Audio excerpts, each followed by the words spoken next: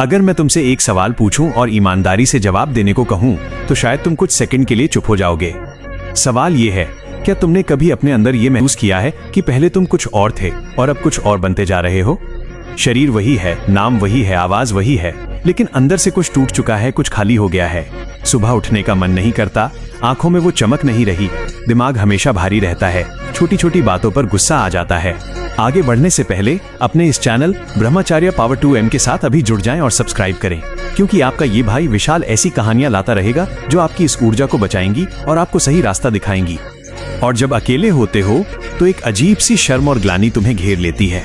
यहीं से जन्म लेता है वो सवाल जो आज लाखों लड़कों के दिमाग में घूम रहा है, वीर्य का असर कितने दिन में दिखता है और नाइटफॉल की समस्या से कैसे बचें? क्या सच में वीर्य सिर्फ एक शारीरिक तरल है या फिर इसके अंदर कुछ ऐसा छुपा है जिसे खोने के बाद इंसान खुद को पहचानना ही भूल जाता है? आज की ये वीडियो कोई मोटिवेशनल भाषण नहीं है, ना ही कोई डराने वाली कहानी है।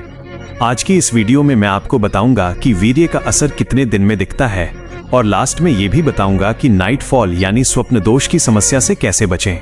ये एक रियलिटी चेक है, एक ऐसा सच जो शायद तुम्हें असहज कर दे, लेकिन अगर तुम इसे समझ गए तो तुम्हारी जिंदगी 2 हिस्सों में बंट जाएगी, इस वीडियो से पहले की जिंदगी और इस वीडियो के बाद की जिंदगी। क्योंकि सवाल सिर्फ ये नहीं है कि असर कितने दिन में दिखता है, सवाल ये है कि असर दिखता किस पर है, किस रूप में दिखता है और क्यों कुछ लोगों की जिंदगी बदल जाती है जबकि कुछ लोग सालों तक इंतजार करते रह जाते हैं।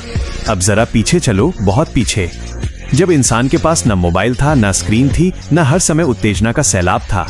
उस समय वीर्य को सिर्फ प्रजनन से नहीं जोड़ा जाता था, बल्कि इसे जीवन शक्ति माना जाता था। योग, आयुर्वेद, उपनिषद, यहाँ तक कि आधुनिक विज्ञान भी एक बात पर सहमत है कि वीर्य बनाने में शरीर की बहुत बड़ी ऊर्जा लगती है। एक बूंद वीर्य को बनाने में शरीर को कई बूंद खून के बराबर ताकत खर्च करनी पड़ती है। अब सोचो, जब ये ऊर्जा बार बार बाहर जा रही है तो शरीर अंदर से क्या महसूस करता होगा? थकान, कमजोरी, चिड़चिड़ापन, एकाग्रता की कमी, आत्मविश्वास का गिरना, ये सब कोई अचानक नहीं होता। लेकिन दिक्कत यह है कि असर तुरंत नहीं दिखता।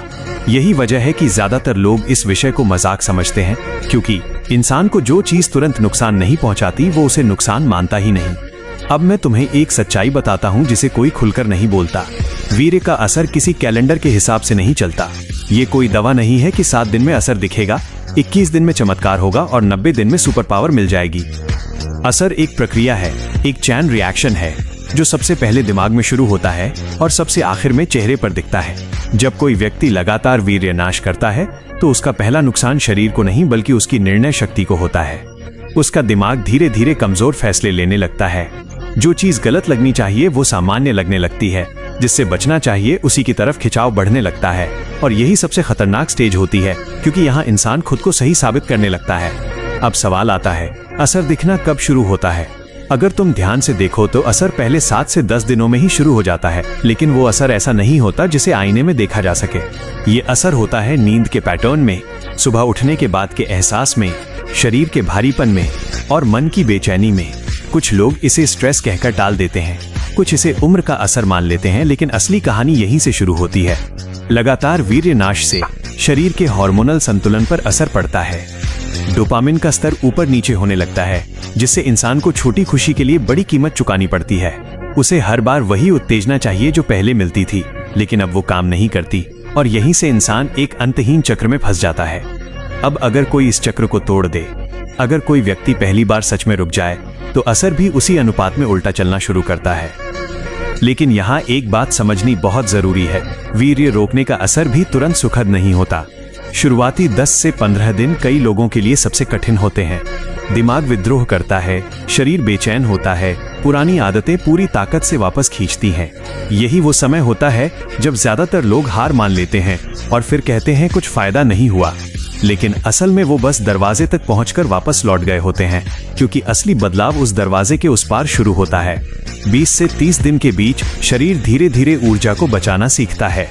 जो ऊर्जा पहले बाहर जा रही थी, अब वही ऊर्जा दिमाग की तरफ जाने लगती है। सोच थोड़ी साफ होने लगती है, आंखों में स्थिरता आने लगती है, बात करते समय आवाज में एक अलग वजन महसूस होता है। ये वो स्टेज है जहां असर दिखना शुरू होता है, लेकिन सिर्फ उन्हें जो खुद को महसूस करना जानते हैं। अब यहाँ एक खतरनाक भ्रम पैदा होता है। कुछ लोग इस स्टेज पर आकर खुद को श्रेष्ठ समझने लगते हैं। अहंकार धीरे धीरे जन्म लेता है और वही अहंकार आगे चलकर सबसे बड़ा पतन बनता है। क्योंकि वीर्य का सही उपयोग सिर्फ उसे रोकने में नहीं है, बल्कि उसे सही दिशा में लगाने में है। अगर ऊर्जा रुकी है लेकिन उसे दिशा नहीं मिली, तो वही ऊर्जा अंदर ही अंदर इंसान को जला देती है। और यहीं से कहानी एक नया मोड़ लेती है, क्योंकि अब सवाल सिर्फ ये नहीं रह जाता कि असर कब दिखता है, बल्कि ये बन जाता है कि उस असर को संभाला कैसे जाए। क्योंकि जो असर 30 दिन में दिमाग में दिखता है, वही असर 60 और 90 दिन में जीवन के हर हिस्से में उतरने लगता है। लेकिन वो असर कैसा होता है? क्यों कुछ लोग अचानक लोगों की नजरों में आने लगते हैं? क्यों कुछ की किस्मत जैसे करवट लेने लगती है? और क्यों कुछ लोग सब कुछ सही करने के बावजूद भी टूट जाते हैं? इसका जवाब अभी सामने आना बाकी है। और यहीं पर इस कहानी का पहला हिस्सा रुकता है, खत्म नहीं होता। क्योंकि अगला हिस्सा सिर्फ जानकारी नहीं है, वो सच्चाई है जिसे जानने के बाद तुम्हें खुद से एक बहुत बड़ा सवाल पूछना पड़ेगा, और उसी सवाल से तुम्हारी असली यात्रा शुरू होगी।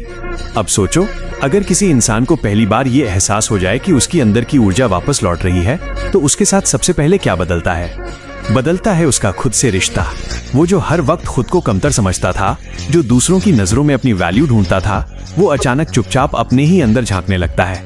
ये कोई जादू नहीं है, ये मनोविज्ञान है। जब शरीर को बार बार कमजोर होने से रोका जाता है, तो दिमाग को एक संदेश मिलता है कि अब नियंत्रण वापस आ रहा है। और जैसे ही नियंत्रण लौटता है, इंसान का व्यवहार बदलने लगता है। अब वो जल्दी उत्तेजित नहीं होता, छोटी छोटी बातों पर रिएक्ट नहीं करता। वो सुनना सीखता है, रुकना सीखता है। और यही वो जगह है जहां ज्यादातर लोग गलती कर बैठते हैं।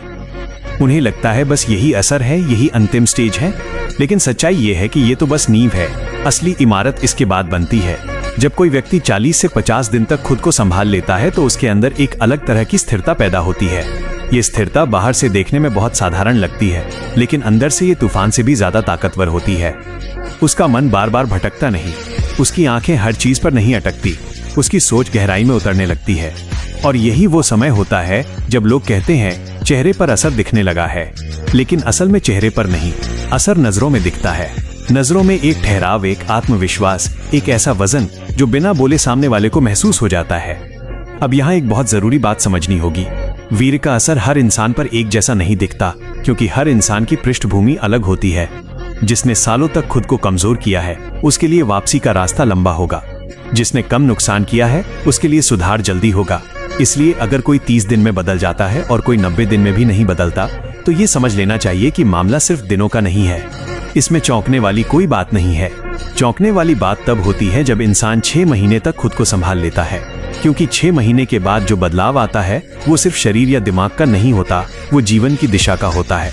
उस समय इंसान अपने पुराने निर्णयों को देखता है और उसे समझ आने लगता है कि कहाँ उसने सिर्फ भावनाओं में बहकर गलत रास्ते चुने थे। अब वो चीजों को लॉजिक से देखता है, अनुभव से देखता है।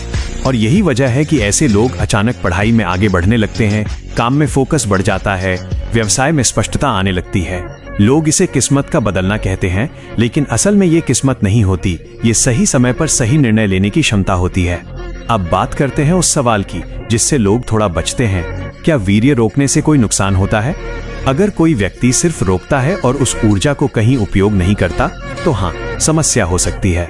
क्योंकि ऊर्जा का स्वभाव है बहना। अगर उसे रास्ता नहीं मिला, तो वो भीतर ही भीतर दबाव बनाएगी। इसलिए जो लोग सही तरीके से इस रास्ते पर चलते हैं, वे अपने जीवन में अनुशासन लाते हैं। सुबह जल्दी उठना, शरीर को चलाना, दिमाग को सीखने में लगाना, खुद को किसी लक्ष्य से जोड़ना। जब यह सब साथ चलता है, तब वीर्य का असर एक वरदान बन जाता है, नहीं तो वही चीज बोझ बन सकती है।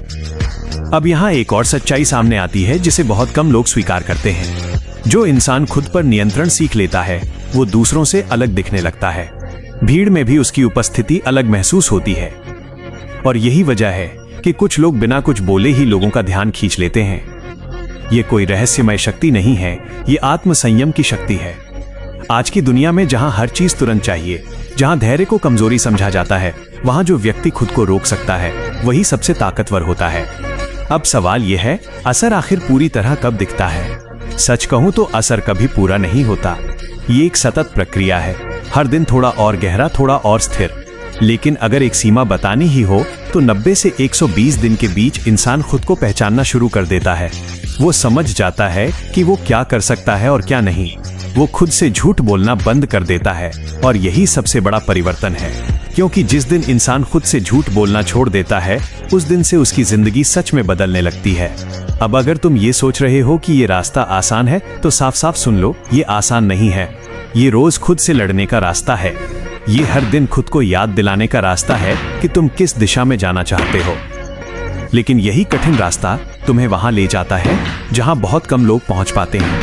और यही वजह है कि इस विषय पर इतनी गलतफहमियां हैं, इतनी अफवाहें हैं, क्योंकि हर कोई इस सच को जी नहीं पाता। अब इस पूरी यात्रा का सार अगर एक लाइन में कहूं तो वो ये है, वीर्य का असर दिनों में नहीं नापा जाता, वीर्य का असर तुम्हारे चरित्र में दिखता है। तुम कैसे सोचते हो, कैसे बोलते हो, कैसे निर्णय लेते हो, कैसे मुश्किल हालात में खुद को संभालते हो। अगर ये सब बदल रहा है तो समझ लो असर शुरू हो चुका है, और अगर नहीं बदल रहा तो सिर्फ गिनती करने से कुछ नहीं होगा। अब ये वीडियो यहीं खत्म होती है, लेकिन तुम्हारी यात्रा यहीं से शुरू होती है। अगर इस वीडियो ने तुम्हें सोचने पर मजबूर किया, अगर कहीं ना कहीं तुमने खुद को इसमें देखा, तो इसे यहीं मत छोड़ देना। अब हम बात करते हैं नाइटफॉल यानी कि स्वप्न दोष की। कुछ लोगों के मन में सवाल रहता है, क्या सच में नाइटफॉल को रोका जा सकता है? अगर रोका जा सकता है तो कैसे? क्या सच में स्वप्न दोष एक बीमारी है और कहते हैं कि इसका कोई उपाय नहीं है? क्या ये बात सही है? नाइटफॉल होने से कमजोरी, निराशा, आत्मविश्वास की कमी, शरीर में कमजोरी होना, चेहरे पर रौनक ना रहना, काम में मन ना लगना, क्या सच में इन बीमारियों का सामना करना पड़ सकता है? मेरे पास कई सारे लोगों के सवाल रहते हैं कि सर नाइटफॉल को आखिर रोके तो कैसे रोके? क्या इसका कोई उपाय नहीं है? अगर है तो हमें बताओ, हम परेशान हो चुके हैं। इस वीडियो को बिल्कुल भी स्किप मत करना, नहीं तो आपकी यह समस्या सारी जिंदगी चलती रहेगी। सबसे पहले हम इस बात को क्लियर करते हैं कि क्या सच में स्वप्न दोष एक बीमारी है। वैज्ञानिकों का मानना है कि स्वप्न दोष एक प्राकृतिक प्रक्रिया है जो शरीर में हार्मोनल परिवर्तनों का एक हिस्सा है। ये शरीर का एक तरीका है अतिरिक्त वीर्य से छुटकारा पाने का। ये विशेषकर किशोर और युवा अवस्था में एक आम बात है। हिंदू शास्त्रों और आयुर्वेद में भी इसे एक सामान्य शारीरिक प्रक्रिया के रूप में देखा गया है, इसे बीमारी नहीं माना गया है। तो यहाँ तक बात क्लियर है कि स्वप्न दोष कोई बीमारी नहीं है। अब जानते हैं कि नाइटफॉल किन कारणों से होता है। पहला कारण है, अगर आप पिछले कई सालों से गलत आदतों हस्तमैथुन में थे और अब उसे रोकने की कोशिश कर रहे हैं तो वीर्यपात होगा ही होगा। दूसरा, यदि आपने स्वप्न में कोई गंदी क्रिया देखी तो ये आपकी गंदी सोच और विचारों के कारण होता है।